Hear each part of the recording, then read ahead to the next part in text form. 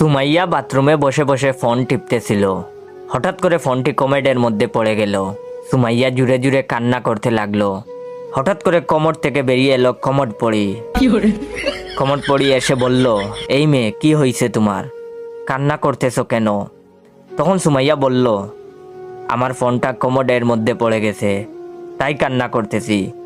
তখন কমোড পড়ি বলল, ওকে দাঁড়াও, আমি তোমার ফোন নিয়ে আসতেছি। এই বলে কমোড পড়ি কমোডের ভিতরে ঢুকলো। তার কিছুক্ষণ পর কমোড পড়ি কমোডের ভিতর থেকে একটা সোনার মোবাইল নিয়ে বেরিয়ে আসলো। আর কমোড পড়ি বলল, এই ফোন কি তোমার সেই ফোন? তখন সুমাইয়া বলল, না, এটা আমার ফোন না। তো আপনারা এখন কি ভাবছেন, সেই জলপরীর মতো আরেকটা ফোন নিয়ে আসবে? আসলে একদমই ভুল।